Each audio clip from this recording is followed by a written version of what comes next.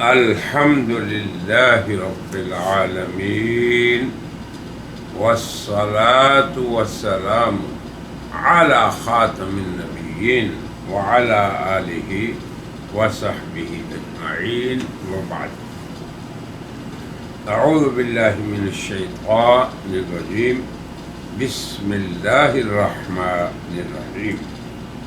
يا بني إسرائيل اذكروا نعمتي التي أنعمت عليكم وأوفوا بعهدي أوف بعهدكم وإياي فارهبون. وآمنوا بما أنزلت مصدقا لما معكم ولا تكونوا أول كافر به ولا تشتروا بآياتي ثمنا قليلا وإياي فاتقون. صدق الله. سامعین و ناظرین، سورہ بقرہ جو ایک مدنی صورت ہے، اس کی یہ 40ویں اور 41ویں آیت ہے۔ آیت نمبر 40 ہے یا بنی۔ اب سب سے پہلے تصحیح کا گر یہ نہیں بولنا آپ نے۔ اب اس میں جو حروف یا آوازیں، جو اصوات فونیمز یا کانسوننٹ آئے ہیں، ان کو یاد رکھیں۔ تو پھر یا بنی اسرائیل، اذکرو، یہ ذال ہے، ذال، اذکرو نہیں کہنا۔ آگے ہے نعمتی، نون کے بعد عین، نعمتی، نعمتی نہیں کہنا۔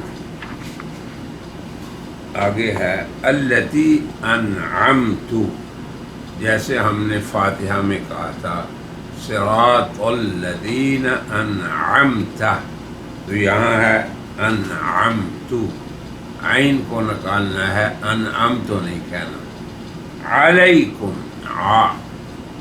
پھر لام، علیکم، علیکم نہیں کہنا۔ وَأَوْفُوا، یہ سارے حروف وہی ہیں جو ہماری زبانوں میں بھی ہیں۔ بِعَہْدِی، پھر ہا، بِعَہْدِی، اوفی بِعَہْدِکُم، عہد،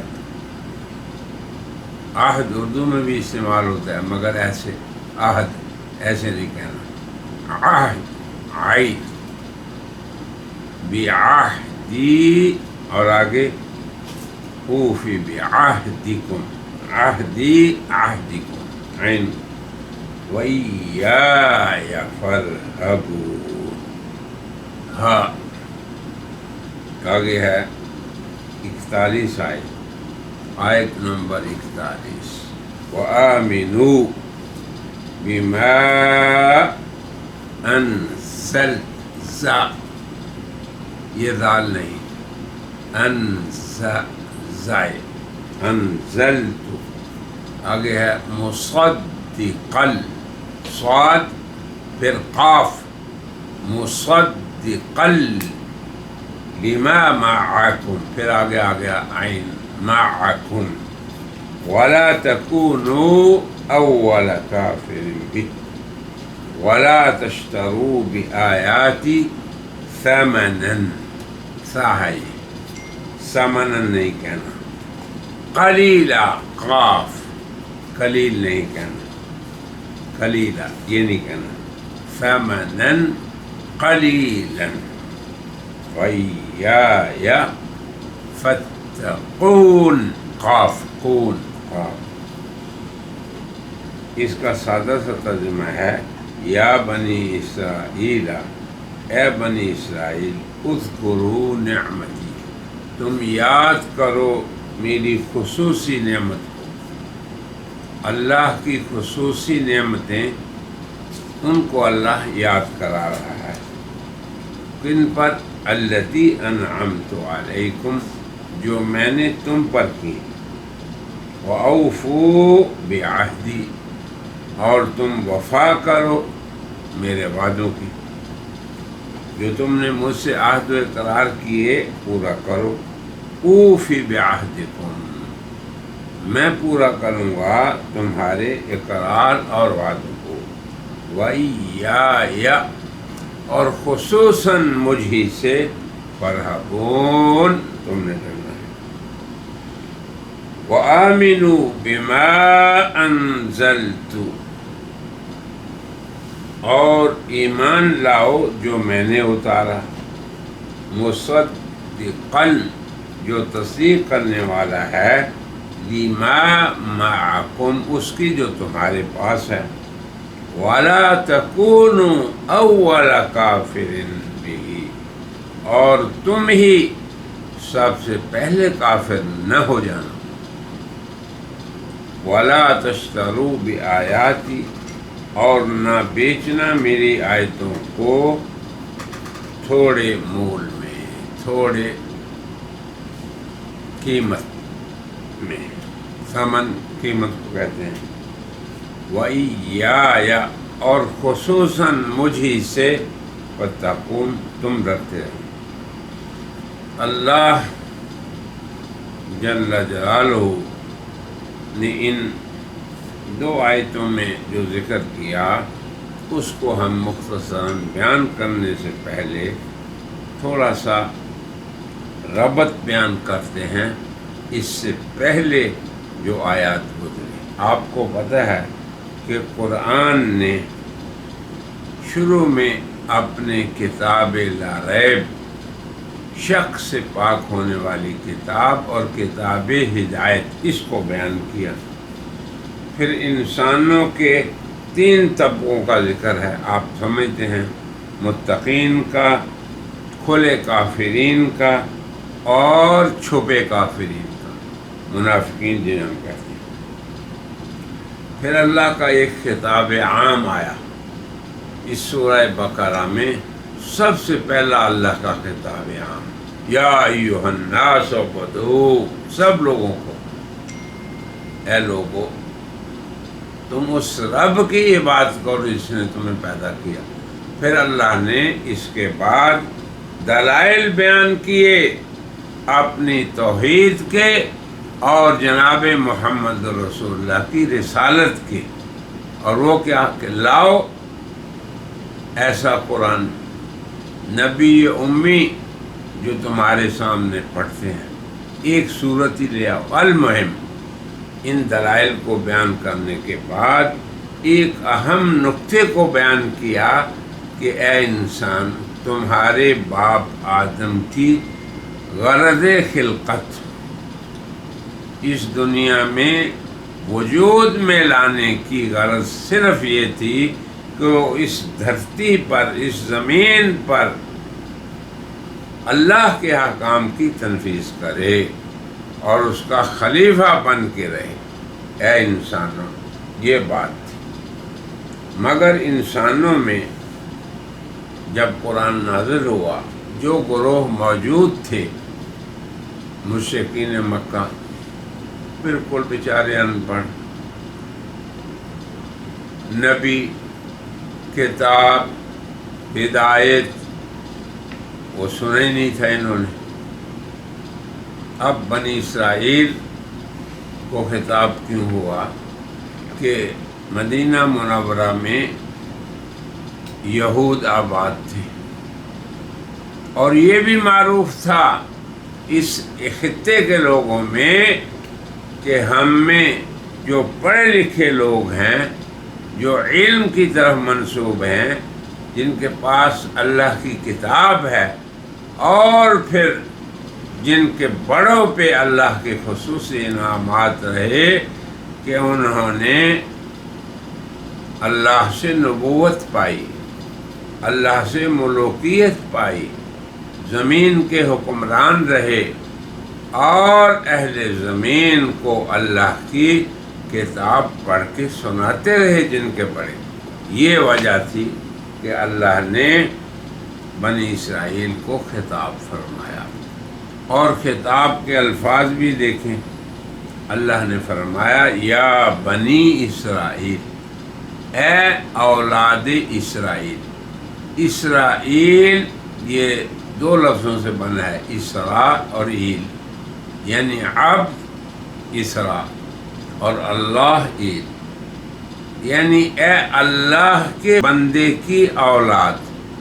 یہ حضرت یعقوب علیہ السلام کا لقب ہے. اور اب آپ دیکھیں کہ حضرت یعقوب، حضرت اسحاق، حضرت ابراہیم، انبیاء کا ایک سلسلہ، ہزاروں نبی اس امت سے ہوئے یا اس نسل سے ہوئے یا اولاد ابراہیم سے ہوئے، اور انہی کی یہ اولاد ہے.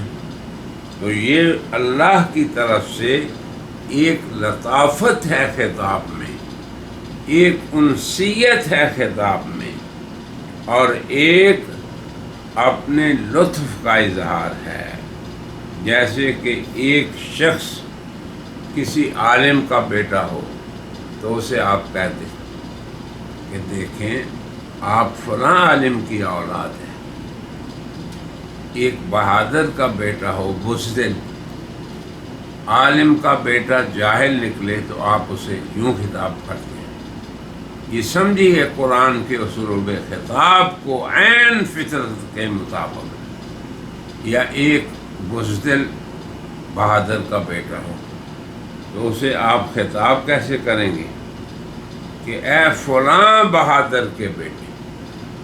یعنی انسانوں میں یہ طرز خطاب معروف ہے. یا کوئی بخیل ہے اور اس کے والد سخی تھے تو اسے آپ یہ کہہ کر کہ اے فلاں سخی کے بیٹے، تو یہ ایک قسم کی شرم دلائی جاتی ہے، ایک قسم کا قرب حاصل کیا جاتا ہے مخاطب کے ساتھ، اور لطف کا معاملہ ہے اللہ کا. بہرحال یہود معروف تھے. آپ کو یہ بھی پتہ ہے کہ مکہ مکرمہ کے قریش جب حضور سے مکالمہ اور مناظرہ کرتے تو یہودیوں سے پوچھ کر آتے تھے کہ بتاؤ جو شخص نبوت کا دعوے دار ہے اس کو ہم کیا پوچھیں. معروف ہے قرآن پڑھنے والوں پہ کہ انہوں نے ہی مشرکین مکہ کو بتایا تھا کہ تم اس سے روح کے بارے میں پوچھو، ذوالقرنین کا پوچھو، اصحاب کہف کا پوچھو. تو یہ گویا کہ یہود کا علم، صاحب کتاب ہونا، صاحب نبوت ہونا، باوجود اس کے کہ ان لوگوں نے تو ایک محرف کتاب کو پکڑا ہوا تھا مگر ان کے بڑے ایسے تھے. تو یہ ہے اللہ کے اس کتاب کا مطلب. اے بنی اسرائیل تم میری نعمتوں کو یاد کرو. اب نعمت کو اللہ نے جب نعمتی اپنی طرف اضافت کی تو یہ ایک عربی کا قاعدہ ہے کہ یہ تفید الاختصاص، تو پھر خصوصیت کا فائدہ نکل آتا ہے. اسی لیے ہم یہ کہتے ہیں کہ اے بنی اسرائیل تم خصوصی طور پہ یاد رکھو میری نعمتوں. یہ مطلب ہے کون سی نعمتیں؟ جو میں نے تم پر کی. اب ان نعمتوں کا ذکر یہاں سے شروع ہو گیا، پھر اس کے بعد ایک رکوع آئے گا یا بنی اسرائیل اذکروا، کہ تم میری نعمتوں کو یاد کرو. پھر اللہ تعالیٰ ان کی عہد شکنیوں کو، حق فروشیوں کو، حق چھپانے کو، انبیاء کے ساتھ ان کے برے سلوک کو بیان کرتے کرتے آخر پہلے پارے کے میں پھر اللہ فرمائیں گے یا بنی اسرائیل اذکروا. پھر اللہ تعالیٰ انہیں یاد کرائیں گے. یہ قرآن حکیم کے اسلوب کو بھی آپ سیکھیں اور سمجھیں کیسا مربوط اللہ کا کلام ہے. پھر آگے آئے گا وَإِذِ ابْتَلَىٰ ابراہیم، حضرت ابراہیم کا، اسحاق کا، یعقوب کا، اسماعیل کا. تو پھر اللہ تعالیٰ ان لوگوں کو ان کے بڑوں کی اہمیت، عظمت اور دین کے ساتھ وابستگی کو ذکر کر کے ان کو دعوت دے رہے ہیں۔ جیسے آپ اپنے معاشرے میں کسی شریف کے بیٹے کو جب وہ شرافت چھوڑتے تو ایسے بات کرتے ہیں، تو یہ اللہ کا اسلوب ہے۔ تو پہلی آیت میں جو یہ کہا اے بنی اسرائیل تم میری نعمتوں کو یاد کرو، اس کا یہ مطلب ہے۔ آگے حکم کیا ہوا؟ اوفو بعہدی، کہ تم وفا کرو میرے وعدوں کی۔ اب یہ ان کو جو ایفائے عہد کا حکم دیا کہ آج شکنیاں نہ کرو، عہد کا ایفا ہر قوم میں ایک محبوب خصلت ہے، اور ہر دور میں، جاہلیت میں، اس سے پہلے ادوار میں، اور آج بھی عہد شکنی قوموں میں ایک عیب سمجھا جاتا ہے۔ اب آج دیکھیں کہ دنیا میں آج کے یہود یہ کیا کر رہے ہیں فلسطین میں، اقوام متحدہ کے اندر عہد کرتے ہیں، اس کو توڑتے ہیں۔ تو یہ عہد شکنی اس قوم کی پرانی عادت ہے۔ تو اللہ فرما رہے ہیں تو کہ تم میرے وعدوں کو یاد کرو۔ اہل تفسیر نے لکھا ہے کہ اللہ تعالیٰ نے بنی اسرائیل سے یہ عہد لیا تھا، جس کا ذکر بعد میں آئے گا، کہ طور پہاڑ کو اوپر کر دیا کہ تم میری کتاب سے وابستہ رہنا، حق کی اتباع کرنا، مگر پھر انہوں نے عہد شکنی کی۔ اور پھر عمومی عہد اللہ کا اپنے ہر بندے سے یہ ہے کہ اے میرے بندو تم حق پہ قائم رہو، اوف بعہدی، میں اپنے عہد کو پورا کروں گا جو تم سے کیا کہ تمہیں جنتوں میں داخل کروں گا۔ عمومی عہد ہر انسان سے اور ہر قوم سے۔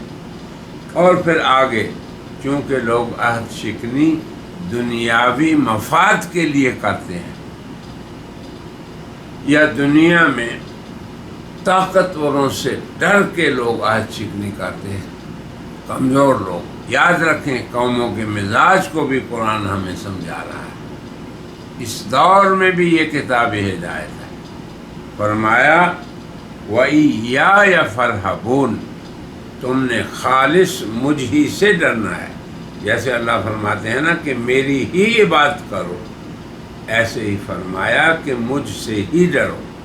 تو اصل توحید یہ ہے کہ انسان اپنی عبادت میں، اپنے خوف میں، اپنے طمع میں، اپنے لالچ میں، اور اپنی ہر امید کی وابستگی اللہ تعالیٰ کی ذات سے رکھے۔ آگے دوسری آیت ہے وَآمِنُوا بِمَا أَنزَلْتُ، یہ دیکھیں عہد کی طرف بھی اشارہ ہے، اور تم ایمان لاؤ جو میں نے تم پہ اتارا۔ وَآمِنُوا بِمَا أَنزَلْتُ، یہ اللہ کا ایک وعدہ تھا ان سے کہ جب اللہ کی طرف سے کوئی حکم آئے تو تم نے اس کی پیروی کرنی ہے۔ بلکہ ان کی کتابوں میں تھا کہ اسماعیل کی اولاد سے ایک نبی آنے والے ہیں عظیم الشان، جو خاتم النبیین ہوں گے۔ وَإِذْ أَخَذَ اللَّهُ مِيثَاقَ النَّبِيِّينَ، اللہ نے سب انبیاء سے، یہ جتنے بنی اسرائیل کے انبیاء تھے ان سے یہ عہد تھا۔ تو بہرحال یہ اللہ کا عہد تھا ان سے، اس لیے اس کا واسطہ دے کے، اس کو یاد دلا کے، تذکیر کے طور پہ اللہ نے کہا کہ تم میرے عہدوں کو یاد رکھو۔ تو آج بھی ہمیں ان سے خطاب کرنا چاہیے اسی طرح۔ اور جو میں نے اتارا ہے، یعنی جو قرآن حکیم حضرت خاتم النبیین پر اترا ہے، اس کی خصوصیت یہ ہے کہ وہ تصدیق کرنے والا ہے ما معکم، جو تمہارے پاس ہے۔ قرآن کہتا ہے اللہ وہ ذات ہے جس نے تورات اتاری، من قبل، اور پھر انجیل اتاری، جو اللہ کے لیے بلاتی تھی، دونوں کتابیں۔ انزل علیک الکتاب، اسی نے آپ پہ کتاب اتاری ہے، اور یہ کتاب ان پہلی کتابوں کی تصدیق کرنے والی ہے۔ دیکھو اللہ تعالیٰ نے کیسے انسانوں کو جوڑ کر ایک امت بنا دیا۔ وَلَا تَكُونُوا أَوَّلَ كَافِرٍ بِهِ، یہ جو اللہ نے تمہاری رشتہ داریاں اور تمہارے تعلقات اور تمہارے بڑوں کے مقامات کو بیان کیا کہ وہ اصحاب نبوت تھے، اصحاب رسالت تھے، اصحاب کتاب تھے وہ لوگ، اور پھر اللہ نے ان کو دنیا میں انبیاء اور ملوک بنایا، ان کا اقتدار رہا دنیا میں۔ تو اب اس کا تقاضا یہ تھا کہ تم جب حق آیا تھا جناب محمد رسول اللہ کے، تو تم اول المومنین ہوتے، کیوں کہ مشرکین کے پاس تو کوئی کتاب، کوئی رسالت، ان چیزوں کا علم ہی نہیں، مگر ہوا یہ وَلَا تَكُونُوا أَوَّلَ كَافِرٍ بِهِ، اور تم نہ ہونا پہلے منکرین، اول کافر یعنی پہلے کفر کرنے والے تم ہی ہو جاؤ۔ جیسے کوئی صاحب علم کی اولاد، کسی صاحب صلاح کی اولاد، کسی سخی کی اولاد، کسی بہادر کی اولاد بزدل ہو جائے، بے وفا ہو جائے، بخیل ہو جائے، فسق و فجور میں مبتلا ہو جائے، تو اسے کہا جاتا ہے کہ تم ہی پہلے منکر ہو گئے ہو، تم ہی پہلے ہمارے احکام کو توڑنے والے ہو گئے ہو۔ تو یہ اللہ کو فرما رہے ہیں، اور تم ایمان لاؤ جو میں نے اتارا، جو تصدیق کرنے والا ہے جو تمہارے پاس ہے، اور نہ ہو جاؤ پہلے منکر تم اسی کی، کہ اولین منکر قرآن حکیم کے اور جناب محمد رسول اللہ کے اور اس حق کے جو تمہاری تصدیق کر رہا ہے تم بن جاؤ۔ آگے دیکھیں، یہ تو پہلی بات تھی۔ پہلا حکم کیا کہا کہ آمنو، پھر نہیں کیا ہے لا تکونو، حکم دیا ایمان لانے کا جو تمہاری تصدیق کرتا ہے، روکا نہیں جسے کہتے ہیں، اس بات سے کہ تم پہلے منکر نہ ہو جانا۔ اور آگے دیکھیں، یہود کی ایک صفت خاصہ یہ تھی کہ وہ حق کو چھپاتے تھے۔ کئی مثالیں آپ دیکھیں گے اسی صورت میں ان کے حق کے چھپانے کی۔ آیات کے اوپر ہاتھ رکھ کے اس کو چھپا کے آگے سے پڑھنا، کس لیے کہ مال لے لیں، صاحب حق اس سے دھوکہ کریں، دغا کریں، اور جس سے دنیا کے نفع کی امید ہے اس کی حمایت میں بولیں۔ دیکھیں میرے احباب کرام، یہ آج یہ صفات جو پہلی کتاب امتوں کی تھی کس قدر ہمارے اندر سرایت کر چکی ہے۔ حق فروشی، حق کو چھپانا اور حق کا کھلے انکار کر دینا، قبول نہ کرنا، یہ صفات سیئہ تھیں ان قوموں کی جن کی ہلاکت اور تباہی کے فیصلے اور دنیا میں اللہ کے غضب اور اللہ کی نقمت کا وہ لوگ شکار ہیں۔ کاش کہ ہم لوگ سمجھ جائیں اور اس قرآن کے مطابق زندگی گزاریں۔ یہ اللہ کا حکم ہو رہا ہے، کیا کہ پہلے منکر نہ بنو اور میری آیات کو تھوڑی قیمت پہ نہ بیچو۔ اس کا یہ مطلب نہیں ہے کہ بہت زیادہ اگر قیمت مل جائے، بہت زیادہ پیسے مل جائیں تو پھر کوئی حرج نہیں، بلکہ جب آدمی حق کو چھپاتا ہے دنیا کی خاطر تو اس کو جتنے دنیا بھی مل جائے وہ فانی ہے۔ اگر حق کے بدلے میں، حق کو چھپانے میں، باطل کا ساتھ دینے میں اس کو پوری دنیا بھی مل جائے ایک انسان کو، تو وہ فانی ہے، اور آخرت کی ہر نعمت باقی ہے۔ اس لیے دنیا کی خاطر حق کو بیچنا، چھپانا، حق فروشی کرنا، اس سے اللہ نے منع کیا، اور اس کو ثمناً قلیلاً کہا۔ یہ تھوڑی قیمت ہے، دنیا حق کی قیمت بن جائے یہ تھوڑی قیمت ہے، چاہے پوری دنیا ہی کیوں نہ آپ لے لیں، یہ مطلب ایسا ہے۔ اور آگے چونکہ یہ کام حق چھپانا، حق فروشی کرنا اور اللہ کی آیات کو بیچنا، یہ لوگ دنیا کے نفع کے لیے کرتے ہیں، اپنے مستقبل کو بچانے کی خاطر، مستقبل کو تحفظ فراہم کرنے کی خاطر۔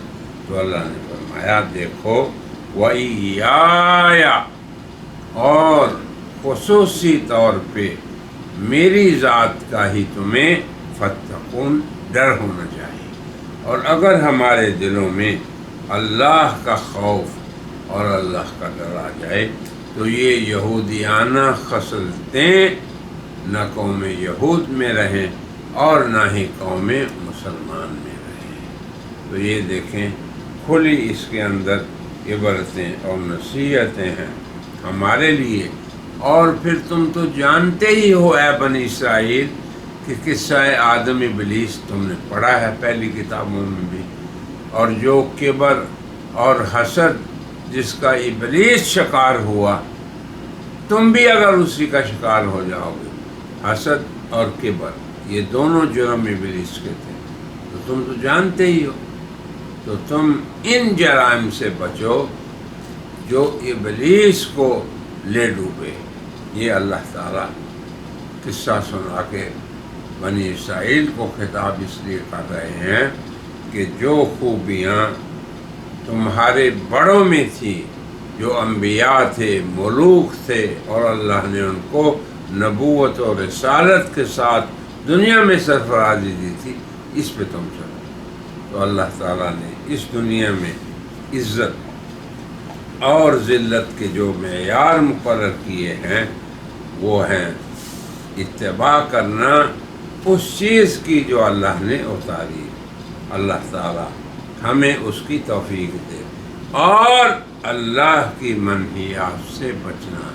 اللہ تعالیٰ ہماری امت کو اللہ کے اوامر کا پابند اور منہیات سے بچنے والا بنائے، تاکہ اس دنیا کی سرفرازی اور آخری آخرت کی سعادت سے ہم مشرف ہوں۔ آمین یا رب۔